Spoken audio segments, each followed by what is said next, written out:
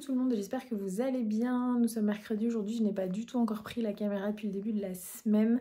J'ai posté ma dernière vidéo hier et il faut dire que depuis le début de la semaine, la voix c'est pas trop ça, j'ai la voix vraiment bien cassée, mais je voulais revenir quand même avec vous puisqu'il s'est passé malgré tout des choses niveau lecture.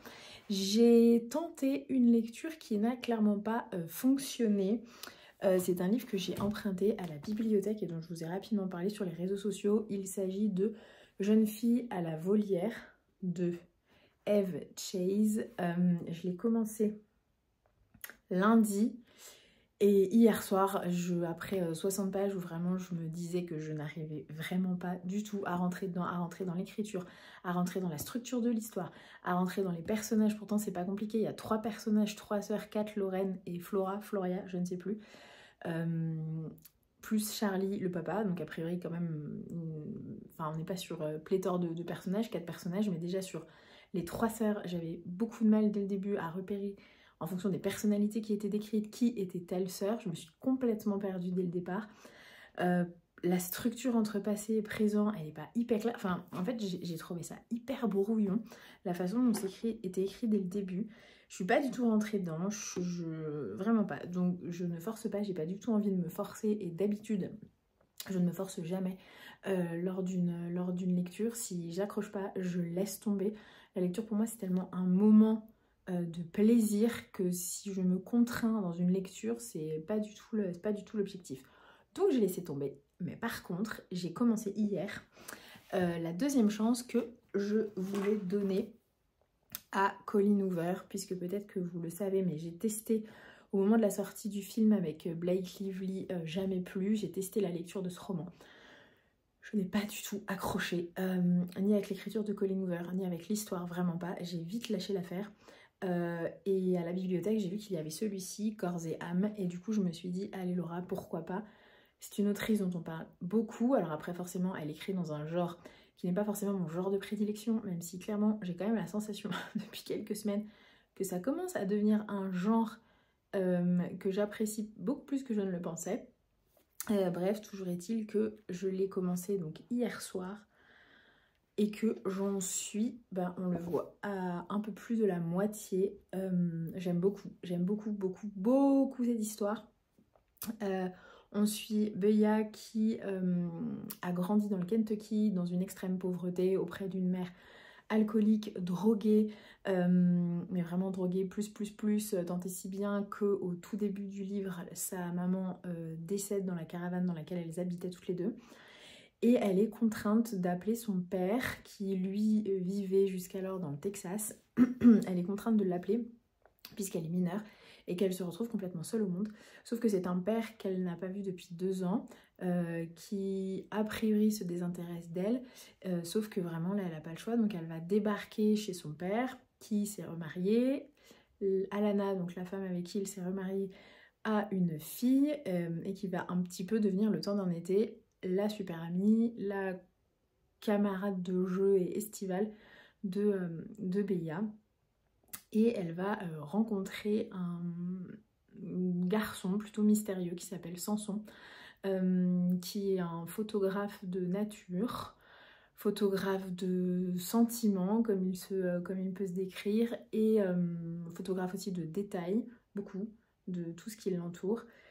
Et voilà, je vais m'arrêter là, mais pour le moment j'aime vraiment beaucoup. Je vous reparlerai un petit peu plus de l'histoire quand je l'aurai terminée, et clairement là j'ai qu'une envie, c'est d'y retourner en fait dans cette lecture. Donc je vais la terminer ce soir, comme ça je pourrai vous refaire un petit topo un peu plus complet demain, quand j'aurai retrouvé sûrement un petit peu plus de voix.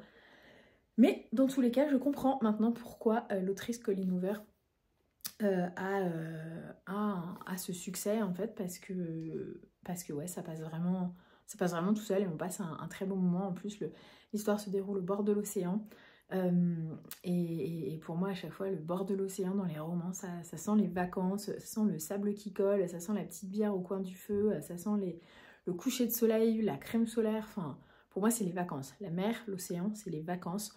Donc vraiment je suis hyper contente de lire un roman qui se déroule là-bas. Et voilà, comme quoi c'est cool aussi de des fois laisser une seconde chance aux auteurs, puisque pour le coup, cette seconde chance match complètement. Voilà, donc je vous en reparle sûrement demain quand j'aurai terminé ma lecture.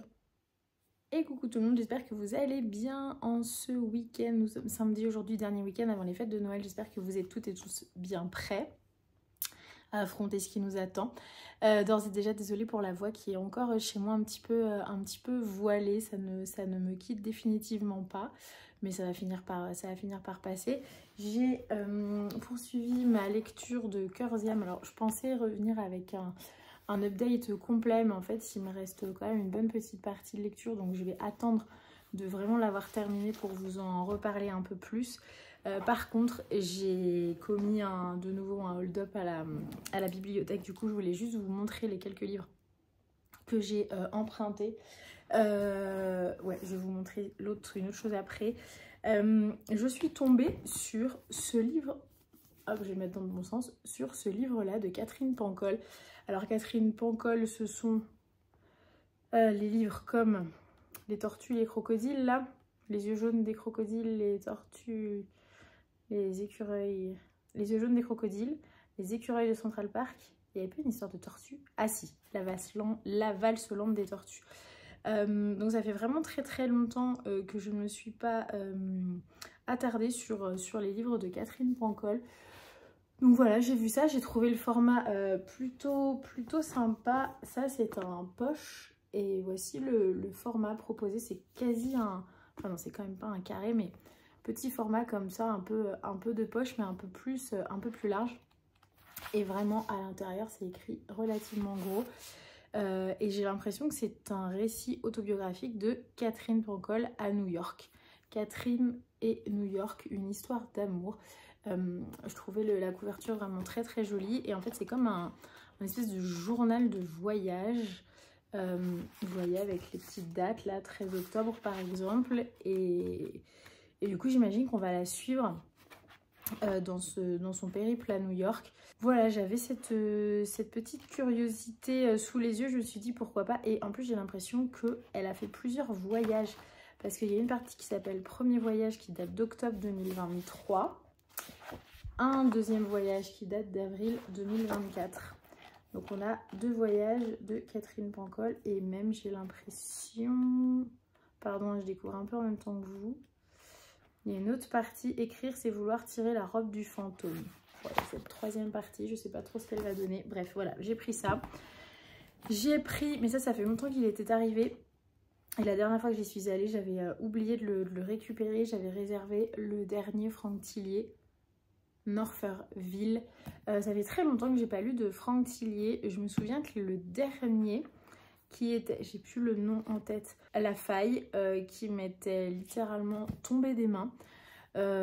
Pourtant Franck Tillier c'est l'un de mes auteurs préférés, mais je sais pas, là lui et moi nous ne nous sommes pas rencontrés sur La Faille, que j'ai toujours dans ma bibliothèque. J'ai lu à peu près un quart du roman, je dirais. Je suis pas allée plus loin. Bon, là c'est juste marqué: dans l'univers hostile du Grand Nord, personne ne vous entend crier. Donc ça fait clairement un peu froid dans le dos, c'est le cas de le dire. Donc voilà, je me dis que j'ai envie de retrouver, de re-rencontrer Franck Tillier de nouveau. Donc écoutez, on va voir ce que ça donne.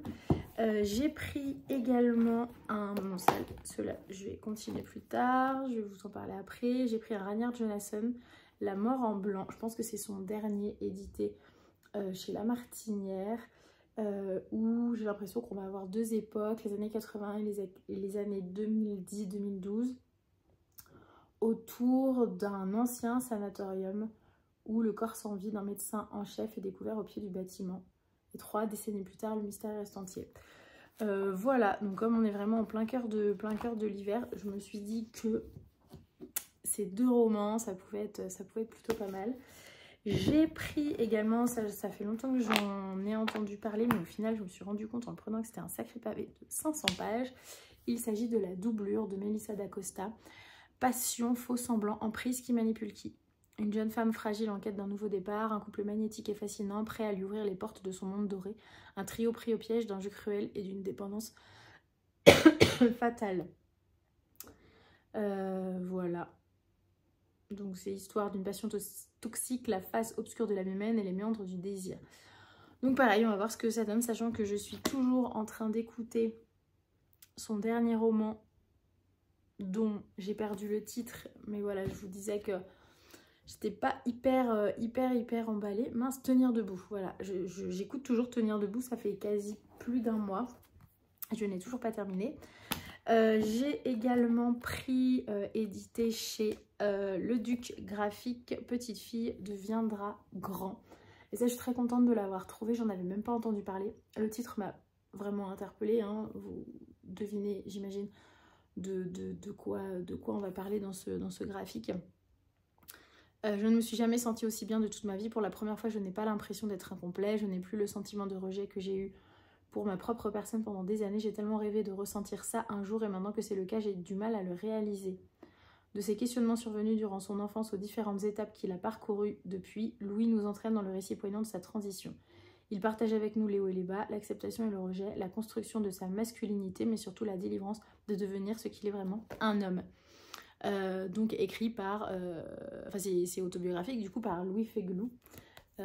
Voilà, donc écoutez, je vais voir ce que ça donne, mais j'aime beaucoup les graphiques de chez Le Duc Graphique parce qu'ils abordent toujours des sujets de société assez forts et il me semble que c'est les seuls à le faire. J'ai pris également, donc là c'est plutôt rayon jeunesse, mais j'adore ce que fait Baptiste Beaulieu pour les enfants, pré-ados, adolescents. Je sais pas, je vais voir si je le lirai à mon fils, si c'est adapté ou pas, mais en tout cas je l'ai pris pour moi. C'est « Je suis moi et personne d'autre » de Baptiste Beaulieu, illustré par King Lang.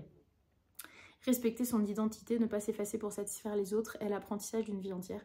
Ce livre raconte à quel point il est important de savoir dire non pour être soi et personne d'autre. J'avais lu Les gens sont beaux, On a deux yeux pour voir, je ne l'ai pas lu, mais j'aime toujours beaucoup la façon dont il aborde ces messages qu'on a envie de passer à nos enfants dès le plus jeune âge, et du coup celui-ci je ne l'avais pas encore lu.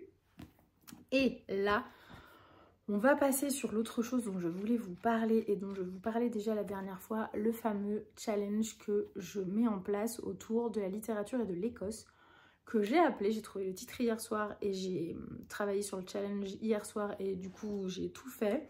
Là la question qui reste, c'est en suspens, c'est un peu est-ce que je le diffuse maintenant sachant qu'on est le 21 décembre ou est-ce que j'attends que vous ayez toutes et tous passé les fêtes de Noël pour être un peu plus dans l'état d'esprit. Donc j'ai lancé un sondage tout à l'heure. A priori vous êtes impatients, donc il faudrait que je diffuse le challenge maintenant, mais je vais quand même attendre la fin de la journée d'avoir les résultats du challenge complet. Alors forcément je ne vais pas faire rentrer dans ce challenge des livres que j'ai déjà lus, puisque ce ne serait pas le but. En fait le but c'est vraiment de découvrir d'autres livres sur l'Écosse que je n'ai pas lus, donc je ne vais pas faire rentrer Un Highlander sous sapin, je ne vais pas faire rentrer les McCoy. Je vais pas faire rentrer, il y a un livre de chez Gallimard aussi que j'ai lu récemment, je vais pas le faire rentrer dedans. Enfin il y a quelques livres comme ça que je ne vais pas faire rentrer dedans, puisque le but c'est vraiment de découvrir de nouveaux titres. Voilà pour les nouvelles du jour et les petites lectures. Je vais m'arrêter là parce que j'ai la voix qui commence à fatiguer. Je verrai quand est-ce que je vous reprends, enfin si du coup j'aimerais vraiment vous reprendre d'ici lundi avec la fin de ce roman. Et sûrement le début d'un autre à voir, ou le Tillier ou le Ranière Jonasson, je vais voir. Mais j'ai aussi le Karen Pont, Comédie de Noël. J'aimerais bien ne pas trop le lire après Noël, histoire de vraiment être dans l'ambiance. Donc je me donne vraiment jusqu'à dimanche de la semaine prochaine pour le lire, et je pense que j'en aurai fini après avec les comédies de Noël, puisque voilà, on sera plus du tout dans l'ambiance. Voilà, allez, je vous reprends plus tard et en attendant, je vous souhaite de bonnes lectures. Et coucou tout le monde et j'espère que vous allez bien. En ce jeudi 26 décembre, je vous ai laissé quelques petits jours sans vidéo, puisque comme beaucoup, j'étais un peu à fond dans les fêtes de Noël avec la famille et pas vraiment le temps ni pour lire ni pour prendre la caméra. Mais en ce jeudi 26, ça se calme un petit peu.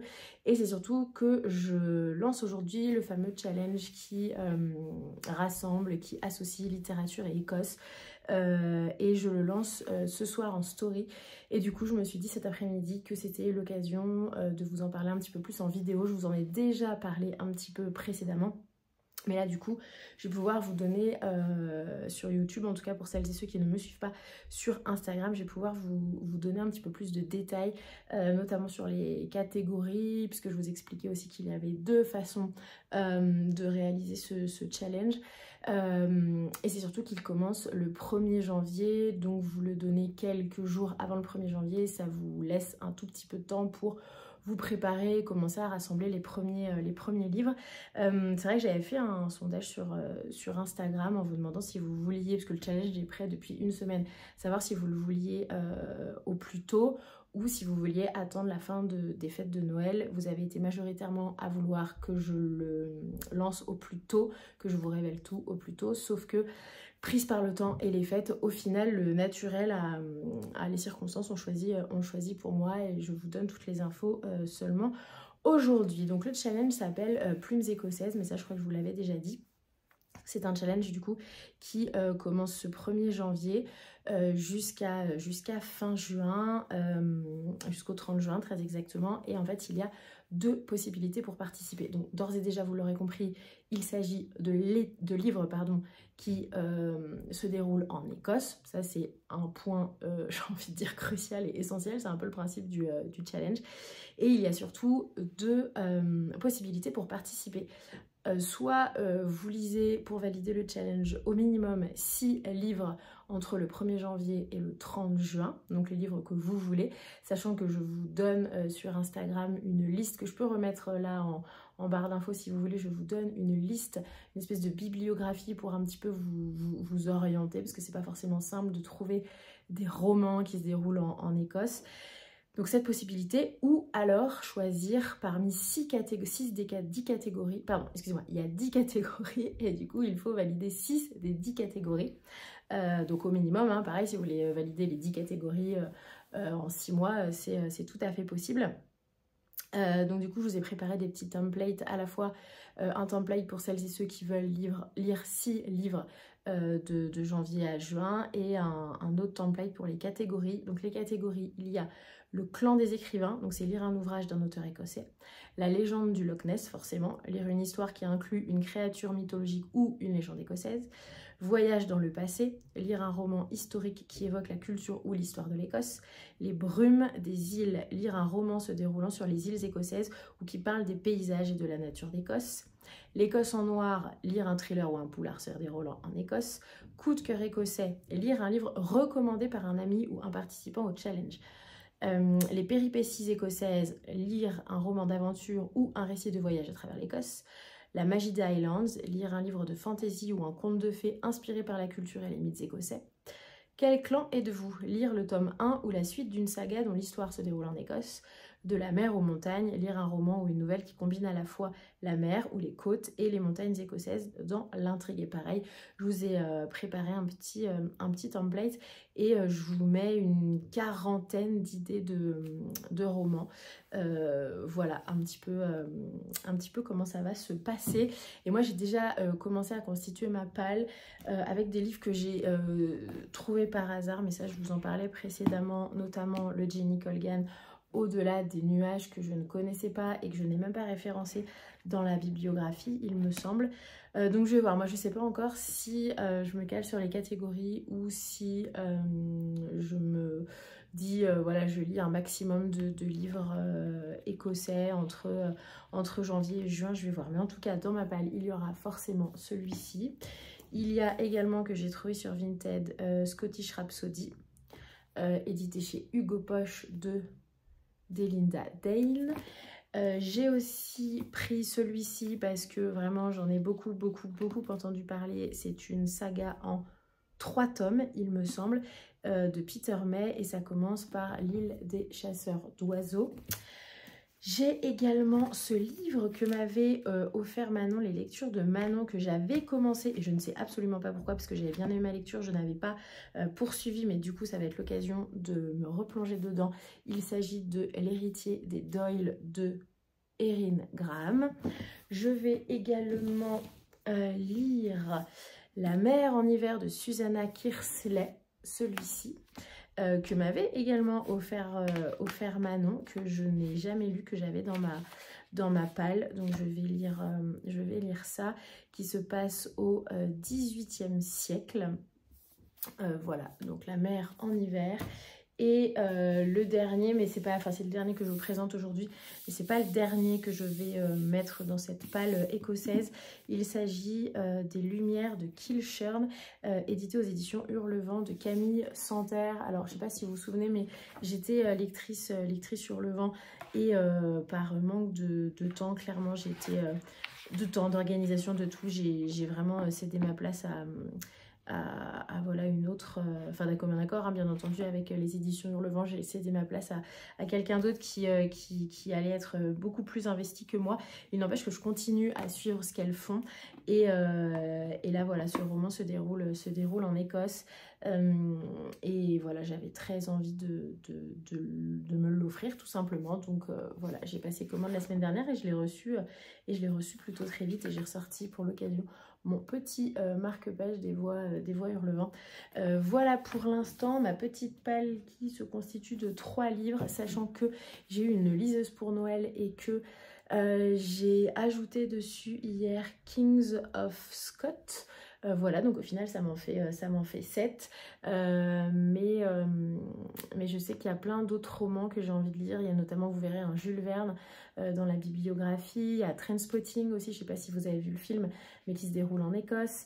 Il y a 2 ou 3 livres aussi qui se déroulent dans les années 80 dans la banlieue écossaise. Enfin bref, il y a plein de... J'ai vraiment envie de lire un maximum de romans écossais là, de janvier à juin. Donc j'espère vraiment que vous serez au rendez-vous. J'espère que ce challenge vous plaira.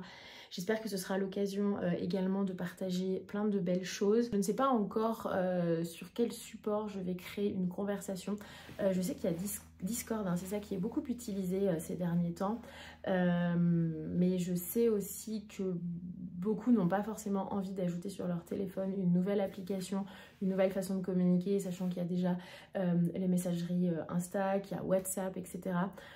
Donc je vais voir, faut que je vois en fait si je constitue un groupe WhatsApp ou un groupe Insta, jusqu'à combien de personnes on peut être dedans. Mais voilà, c'est un dernier point de détail qu'il me reste à élucider, mais sinon tout est prêt, tout est paré. Donc voilà, encore une fois, j'espère que vous serez au rendez-vous et que ce challenge vous plaira. Et vraiment le but de la manœuvre, c'est surtout de partager autour pour moi d'un pays qui m'est cher. Et puis si je voulais aussi remercier vraiment beaucoup Mama Camille, avec qui je suis en contact assez régulièrement là depuis quelques jours, quand elle a su que je lançais un challenge écossais où voilà, je lui ai un peu montré en avant-première les templates que j'avais préparés pour avoir son avis sur 2-3 petites choses, et elle m'a donné également 2-3 autres références de livres que j'ai ajoutées à la bibliographie. Donc merci Mama Camille pour ton petit coup de pouce. Voilà, écoutez, je vous souhaite un bon visionnage de cette vidéo et dans tous les cas je vous retrouve plus tard.